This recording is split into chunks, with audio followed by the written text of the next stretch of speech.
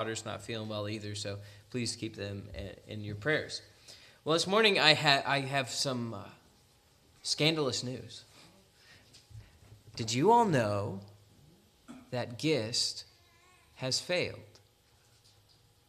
I got more news. Did you know that Logan is a moral failure? I got even more shocking news.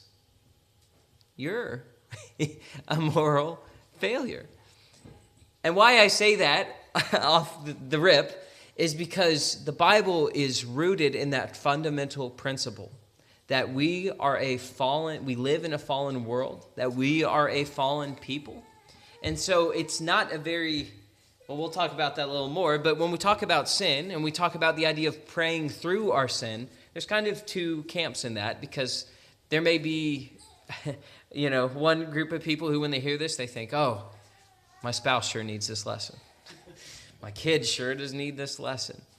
Or maybe you're on the other side of the camp where you're thinking, this makes me anxious even hearing about this, because I am, that's all I can think about is how sinful I am, or the guilt that I feel so guilty about the things I do and the willful disobedience or unintentional, or the attitudes, and you kind of feel like you're stuck in that sin cycle, or maybe you're not even actively sinning, but you still have the guilt of sins that you have committed. And if you're in the first camp, then these words that we're going to talk about aren't going to hit you at all. It's going to fall on deaf ears. If you cannot recognize that you have missed the mark, that you have not lived up to the image of God that he's created you to be, if you don't have that principle in your mind, you won't be able to hear it. But, if you're not going to hear it from this, or if you don't think that you're that flawed or that you're that messed up, your spouse knows. Your family knows. Your kids know. If you think that you've got everything above board and you're just crushing it lately, really have heart-to-heart talks with people you really care about, because odds are you're not. You're not the Ken doll. You're not the Barbie doll. You got some moral ugliness to address, and that's what we see in Psalm 32. So we want to talk about the idea of praying through our sin and this art of confession that we can find in the Scripture and a basis for it. So look with me in verse 1 and 2. It says, blessed, which is funny we say blessed because it just means blessed. Blessed is the one whose transgression is forgiven, whose sin is covered. Blessed is the man against whom the Lord counts no iniquity, and in whose spirit there is no deceit. Now that's a really cool word, the word blessed. Now we only say blessed when someone sneezes or when we're at church. Those are the typical times we use the words blessed. But this was a common word, right? Blessed was a common word at this time, and it means happy or ideal. It's the idea of the good life. I think we all have a vision of what is the good life. What if you could have your dream life, what would be picked out? I know exactly what mine would be. I would be in a cabin in Seattle with a bunch of books, no electronics, and a fireplace. That's the idea of the good life for me right there. I love that idea, that relaxing, that's everything I like, with some Taco Bell, of course, in there in the kitchen somewhere. That'd be nice. And my wife. I should have probably said that one first. She's not here, don't tell her. No. And that idea of the good life is something that consumerism has inundated our country with in advertisements. My brother was a marketing major, and I always called him the evil psychologist, because he would just talk about all these ways that advertisers, they're only trying to kind of hijack and manipulate your idea of the good life. And so if you just, take a quick look, just, a sweet little girl smiling in a beautiful field, and it takes 12 muscles to smile, or 3 simple ingredients. All you need is our product, and it's beautiful and happy and serene, and everything's calm and good. And then this is an old advertisement, but for Slenderella. I finally tried Slenderella, and now look at me. I'm beautiful. I'm happy now because my scale says something lower.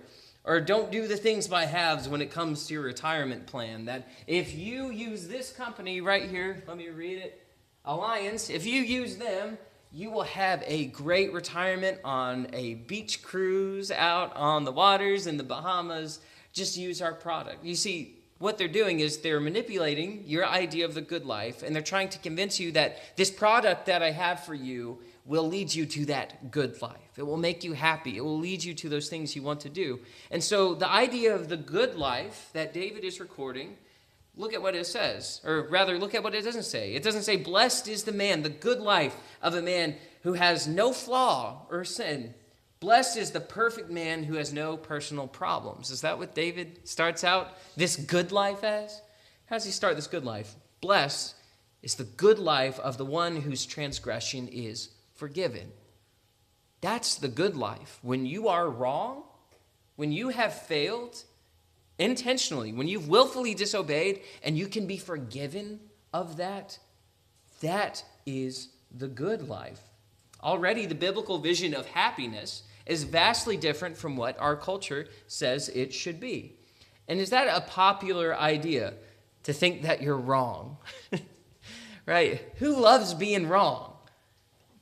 There was a man who went to a therapist one time, and the therapist said, you have a compulsive need to be correct. And the man said, no, I don't. You see, we don't like thinking that we're wrong. It's just not a comfortable feeling. And maybe, there's plenty of different reasons for that. Maybe it's pride, maybe it's ego, or maybe you've had bad reactions when you've admitted that you're wrong. Maybe you had parents where if you admitted to something you did wrong, you got severely punished for it, right? So then maybe you have this, workaround of, I can't be wrong because that means that I won't be loved, or that means that I'll be punished, or that means that I'm not worthy of love. But what this psalmist, what David is saying is, you can have the good life despite your sin when God pardons it, when God forgives it. And even though it's not popular to realize that we have wronged God, that the creator of this universe, who created you and I in his image, that we have failed, that whole narrative of the Bible is centered in the idea that from the beginning, humans are flawed. That's how it begins. Well, not begins, but right after the beginning. That's what happens. And that happened at the tree of the knowledge of good and evil, right? And do you remember what happened there? Remember, the serpent convinced Eve, and he said, on the day of it, you will be like God. You'll know good and evil. Do you understand what he's offering her? He's offering her the opportunity to define your own morality, to garner your individual sense of what's right and wrong and what you should and shouldn't do. And that was tempting to her, and that was tempting to Adam as well, because they both ate, because they decided that does sound good. That sounds like the good life, to define my own morality and what will make me happy. But we as humans, we have a purpose, to be in the image of God and ambassadors of God's love and his presence and his peace in this world. And yet we still fail. We failed since the garden, and we still fail today. Look at this in verse 1. He says, whose sin is covered. I don't know if you caught that, because sin, covering. Does that sound familiar to anyone? Sin and covering? Yeah, that idea. Well, remember what happened immediately after Adam and Eve ate of the fruit? When they both ate, their eyes were open, and they realized they were naked, right? And what did they do? They got these fig leaves together, and they sewed them together. So once they sinned, when they chose their own path, they were acutely aware of their ugliness, of their moral ugliness, because they had decided to go their own way. Now, what this has done, it's caused a separation in this disconnect of them hiding from each other. They're hiding from God, all because they chose their own path. And that's what sin does. It makes us hide and cower from each other. It makes us hide and cower from God because we see ourselves for what we are. And that is severely messed up. But what did God do for them? Do you remember in this story? After God, he punishes the serpent. He tells Adam and Eve what is going to happen now that they've brought this sin into the world. Does God just leave them in their fig trees, and they're exposed in their vulnerabilities and their shame and their guilt? Remember, it says that God clothed them. In other words, God covered their transgressions. The thing that they were embarrassed and shamed and felt guilt about, God was divinely covering for them so that they didn't have to hide. They didn't have to hide around each other. They didn't have to hide from the Father. He covered them. This is a very terrible analogy, but God is kind of like the parent. Have you ever injured yourself when you were a little kid doing something that your parents told you not to do?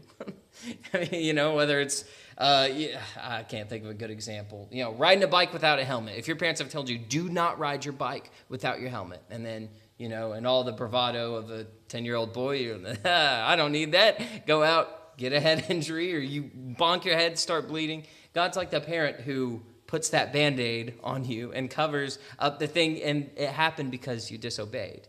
And yet the idea is that God is still here and still there to cover that, to make up for that, to heal that wound. And the covering is so crucial to us as humans. I mean, we all understand it on a basic level because we spend most of our lives hiding aspects of our life from people, right? We wear makeup, we comb our hair, we put deodorant on. We do all these things to try to make ourselves appear not the way we actually are, naturally. And the same, I mean, we've all had that, no, I won't go there, I'm just kidding. We all have that fear, or we've been embarrassed because something we've done or we were doing got exposed. Maybe it's someone going through your phone unexpectedly, or if your internet history just popped up on the screen for everyone to see, or if everyone knew your thoughts.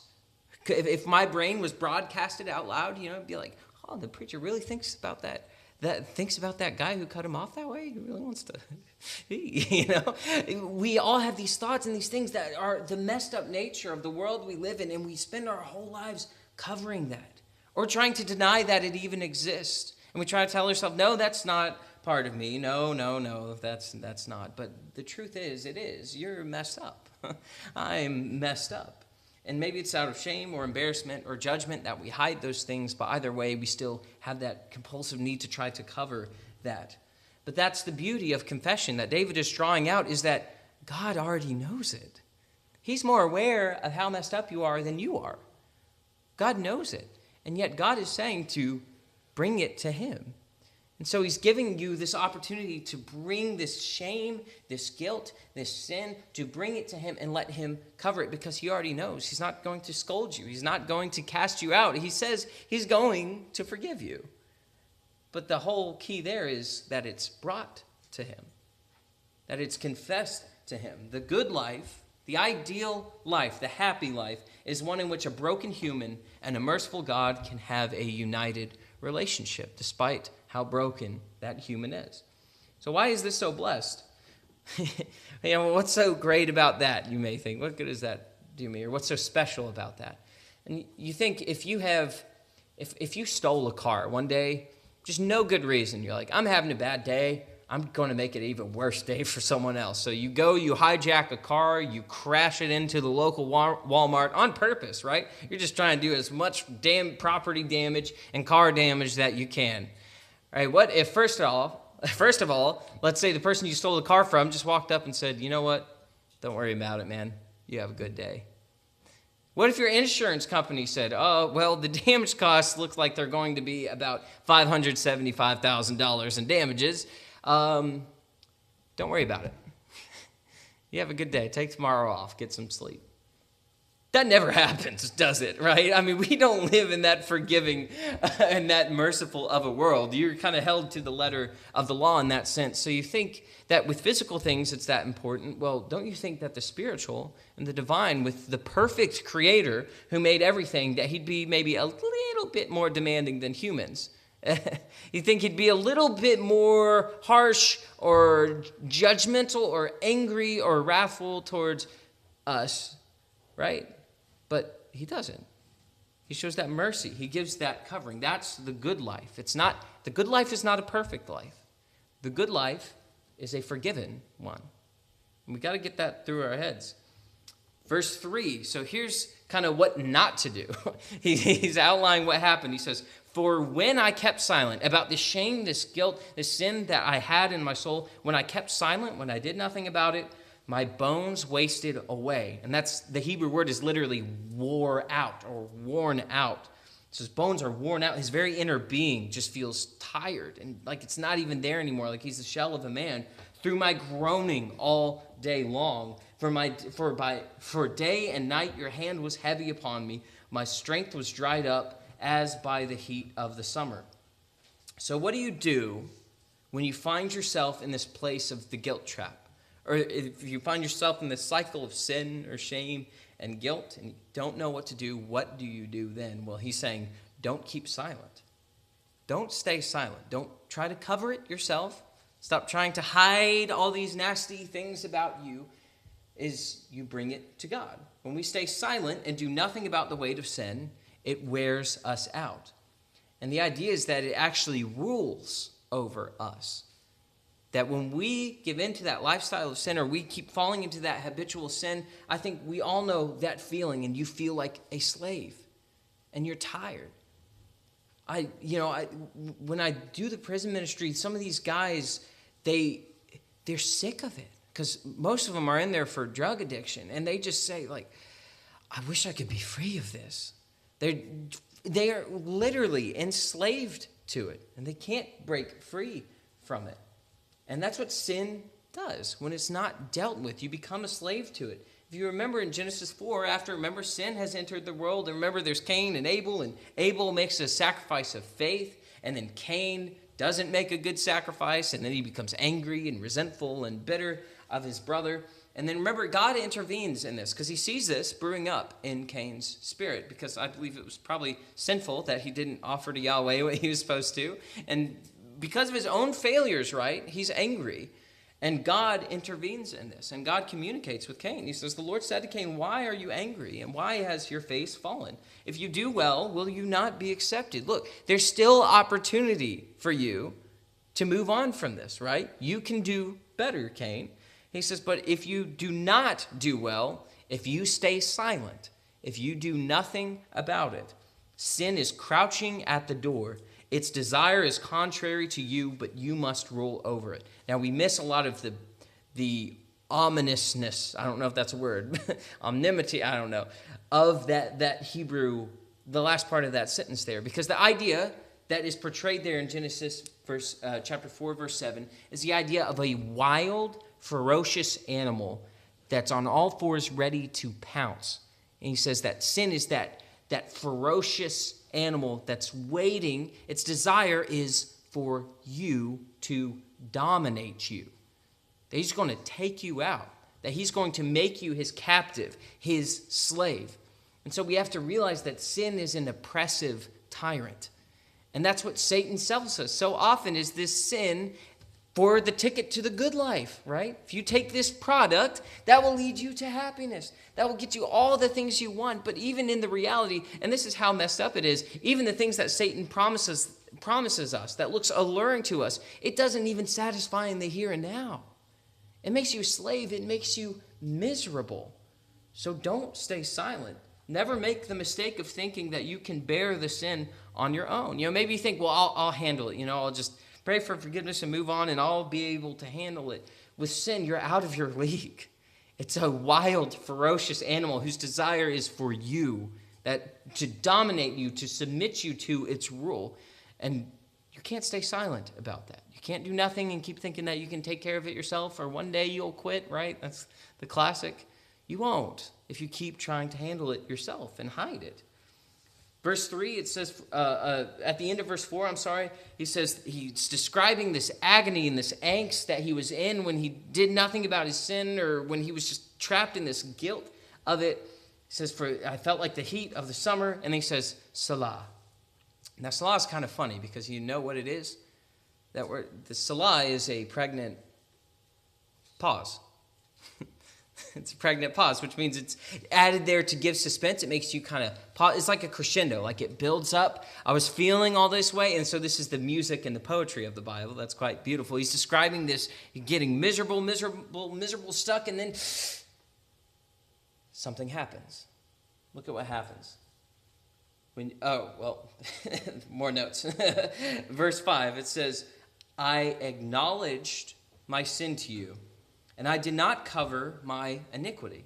I said, I will confess my transgression to the Lord, and you forgave the iniquity of my sins. Selah. Therefore, let everyone who is godly offer prayer to you at a time when you may be found. Surely in the rush of great waters, they shall not reach him. So he did something. When he was silent, when he was trapped, stuck in that guilt, he did three things. He acknowledged, he didn't cover, and he confessed. Now, this is very interesting because this is cool, and I'm going to nerd out here, so bear with me. It's cool, though. Hang in there with me. There's three Hebrew words for sin. They only had three sin words in the Hebrew. And so David uses all three right here. So he uses the three sin words that they had, and then he used three actions with those three sin words. So the three sin words, the first one he says is sin. And that's chata, if you want to say that, chata. No, okay, chata. So this is funny because it means to miss or to fail. And the same word is used in Judges 20:16. It talks about the sons of Benjamin, that they could sling a slingshot and not chata. Means they never failed. They always hit their target. So what we realize about sin is sometimes it's just, I'm a failure. And that's not a very comfortable thing for us to say. We try to spend our whole lives proving we're not a loser, we're not a failure, but what we have to acknowledge is, yeah, you're a failure. I'm a failure, maybe not in a physical way, but in a moral sense. We've all tried to make our own decision about what is moral. We've all tried to seek out our own rules or what's sin, what's not sin, all these things we try to define for ourselves in pursuit of the good life instead of the things that God has laid out. The second one is iniquity, or avon, which means crooked, astray. And it's the idea of Leviticus. There were lots of laws for the people and for the Levites that was about intentional or unintentional sin. In fact, Hebrews 9:7 talks about that there were sacrifices made for unintentional sin.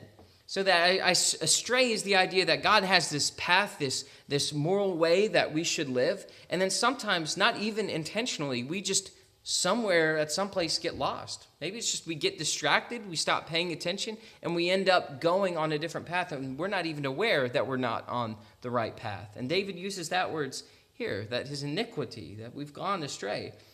And then finally transgression, which is pasha, which means to rebel or willful disobedience. And I think that's the one that sometimes we have a really hard time with, like, well, what if I intentionally sin? Because sometimes, like, you know that sometimes, no, I sinned and I knew what I was doing before, during, and after. What do I do with that? And then maybe you've thought, well, God can't forgive that because I did it on purpose, but that's not the case here. God's mercy is stronger than that. But here's the actions he took with those three bad words. With those three bad words, he had three good actions. The first one was he acknowledged that chata, his failure. That's the idea of to know or to name, and it's used of an intimate friend, which in this case it means, no, I'm well aware of the areas that I am a failure in. I'm well aware of the times I have missed. And so this is probably one of the most uncomfortable things to do, especially in prayer. Well, and to other people as well. That's not any fun either. But to name the sin that you have actually failed in. I mean, and out loud, you tell God, God, I lost my temper. God, I gave in to my lust. Tell him that. You have to name it, right? And that's even in addiction. What do they say? That the first step is admitting that you have a problem, is recognizing that. So the first thing, when you're stuck in that sin cycle or you're stuck in guilt, name it out loud to God. Tell God where you failed. Second, he says, I did not cover, which means I revealed, I showed. So he showed God the ways that he has gone astray. He showed him where he has messed up in. And then finally, confess. And that idea is like to throw stones. It's the same idea of throwing stones or to throw or to cast. So he's saying, I took my rebellion, my willful disobedience, and I threw it to you. I gave it to you. I offered it up to you, which seems totally counterintuitive, doesn't it? If you're made in the image of God and you're made to be an image bearer for God, and then you say, I disobeyed you intentionally, here you are, right? That seems insane, doesn't it? This is the idea of confession, that you acknowledge it, that you don't cover it up anymore. You stop trying to hide because God sees it, all right? You're not fooling. You can fool people, but you're not fooling God, and he's the one that matters out of anybody, obviously. And you confess. Once we name our sin and we expose our moral ugliness to God and we give it to him, What's his response? Well, does God think about it? Does he say, that was pretty bad. Get back to me next week, and I'll let you know whether I'm going to forgive you or not. David says, you forgave. It was that simple. You forgave. There's not going to be any hesitation on God's part for forgiveness. Perhaps you're scared to admit, well, we've already talked about that, but we have a perfect Father, one who is not going to punish you when you engage in this act of confession. Verse 7 through 8, it says, you are a hiding place for me. You know what that means? When it's a hiding place is I feel secure and safe enough that I'm not worried about revealing to you these things. It's like you're speaking to your best friend, right? You're not scared to tell your best friends like the worst things you've ever done, right? Because they're your best friends. They're not going to judge you, no matter what. They got your back, all those things. But with the Father, that might be a little intimidating. But we have a perfect Father, one who's going to forgive you, one who wants you to have this hiding place in him, this safe place with him in prayer. You preserve me from trouble. You surround me with shouts of deliverance. I will instruct you and teach you in the way you should go. I will counsel you with my eye upon you. We as humans, we are made to confess. We're made to get that dirty laundry out, right? To air all that out. God kind of cycled our brains for that and begs us to get involved in this spiritual discipline. God is more aware of your brokenness than you are, so don't be scared to admit the areas that you know you're broken in, and try to cast upon him areas that maybe you don't know that you're broken in, but pray that he reveals that. And that is why we can trust him to confess our sins, right? He's not going to gossip. He's not going to judge us. He's not going to go tell everyone at church or anything like that. He knows because he's in your corner. If you don't have this hiding place with God, this intimate space where you can be very real and upfront about your flaws and your mistakes, I would say that it's a superficial faith. Because I know people who have said, I've tried the whole Jesus thing, or, I tried going to church and all these things, or I know people who have gone to church their whole lives and then are just terrible people outside of it their whole lives, but still go to church and everything else. That's not faith, right? That's not that relationship with God. A true Christian, one who walks with God, is going to have these moments. And maybe you've gone lax in that, but pick it back up. Pick it back up. Verse 9, be not like a horse or a mule without understanding, which must be curbed with a bit and bridle, or it will not stay near you. And this is kind of funny about the Bible, because you got like sin, forgiveness, God's love, donkeys. What's going on here? That seemed out of left field. I am neither an expert on horses. I'm not an expert on donkeys, though my parents might disagree. I haven't had too much exposure with them, but I do know, because there's expressions, stubborn as a mule, right? He kicks like a mule, stubborn as a mule, all those ideas about these. Are mules and donkeys the same thing? In my head they are, so don't answer that question. But they're stubborn, right? They're hard to get them to go the way you want. And I've ridden a horse before, and I had one horse that was particularly ornery, and we were on this trail. That little sucker kept trying to knock me off by rubbing me against the trees. He tried to pin my legs against the tree. And you know what I had to do? I had to keep, the whole time, I had to just keep yanking him, because he kept heading for the trees, because he just wanted to eat. And he didn't feel like walking that day. And so, the idea here is that there's two paths we can take with confession in this relationship with our God. We can engage in God's divine plan for grace and unity and open honesty about our flaws and our errors and our willful disobedience, and naming it, not hiding it, showing it to God. Or we can do the right thing, but only when it hurts.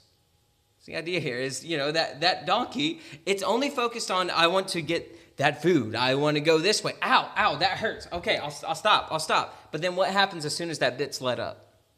All right, I'm going to go back. And as the donkey or the horse, or you name it, is doing that, is it concerned for the well-being of its rider when it's like, this is the person who feeds me and gives me apples and stuff? Is he thinking all those things when he's going the way he wants? No, he's totally oblivious to everyone else and only focused on himself. And that's what we are. Don't be a stubborn, stupid mule and donkey with the Lord, right? He wants to take us in a direction, but he wants you to go willingly. He wants you to want it. Not something that he has to keep, swatting you in the back of the head over and over again for. He wants a real connection with you, a real one, not a fake one based on superficial things and, I did my prayers or I went to church today and everything. He wants a sincere, what time do you spend with just you and God? You as a child of God, speaking to your Father and showing him how messed up you are and showing him those broken vases that we accidentally knocked over, when we weren't supposed to. Bring those things to him. Verse 10 through 11, many are the sorrows of the wicked, but steadfast love surrounds the one who trusts in the Lord. And I love this. Be glad in the Lord and rejoice, O righteous, and shout for joy, all you upright in heart. Now, when I was doing my lexicon work on that Hebrew, be glad, and I saw spin in circles, I was very confused. And then I thought, wait, no, that's not confusing at all because I have a dog. And you know what that dog does when I get home? And she cannot believe I'm home because she loves me so much. You know what she does? She gets so excited, she just starts running in these circles over and over because she can't contain her excitement. And the idea is that the good life is one where you can spin in circles of joy because you're not oppressed by the tyrant of sin. Because even though you have sin, and though the sin has every right to own you, to dominate you, God has set up a plan to set you free from that, to have a joy, good life, a happy life with him. But he says that all you upright in heart shout for joy. And you may think, well, that's not me, because I know my heart. I know how messed up I am. But who's the upright? He already said it's the ones who have had their sins covered by God. That's who is upright. Not the perfect person who's the upright one. The one who has sinned and the one who has taken it to God and God has forgiven him. So, last question is, how is this forgiveness possible? We know from Romans 5 and verse 9, since therefore we have now been justified by what? By his blood, Jesus' blood. Much more shall we be saved by him from the wrath of God. This is all possible. This forgiveness, this mercy, this grace upon grace that John talks about is all received because of Christ's suffering. So my question for you is, do you want the good life? Do you want the good life? One where you can spin in circles for joy, and it's not because you're perfect. It's not because you're so righteous. You're just, so holy that everyone loves you. Nothing like that. It's despite your flaws, despite your willful disobedience, despite your arrogance or just unintentional ways that you've gone astray from God. If you want that, then start by confessing Jesus. And that's not some ethos, and it means, no, you confess that I believe that Jesus is the Son of God, that he did die for me, and that I can have a relationship with the Father. And I hope, again, there's two camps with this, and, if we're either not too good or not too bad, we're kind of in that idea. But regardless, I hope all of us seriously take this to heart, because I think we're missing out on a lot of freedom and a lot of joy, because I know I have. I know I've robbed myself a lot from joy that I should be having in Christ, because I am just fixated or obsessing about some sin or some mistake or something that I feel like I'm severely flawed in. And you know what I've noticed that I'm not taking the time to do whenever I'm in the most of that sin cycle or that guilt cycle. You know what I'm not doing in those cases? I'm not actually naming the sins to God. And I'm still actively engaged in trying to cover those things.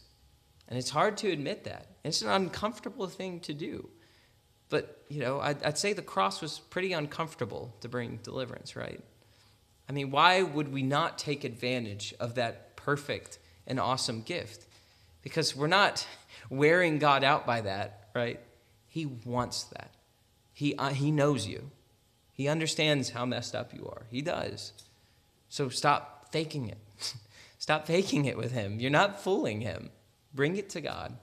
And if you're not a Christian, you're missing out on spinning in circles with joy like a dog whose master just got home, right? You're missing out on that life. So I hope that if you want to truly be a part of that good life, that you truly come to Christ, that you have faith in him, that you obey the things that he has laid out, that you are baptized into his death and raised up a new creature. If you have any need, please come forward as we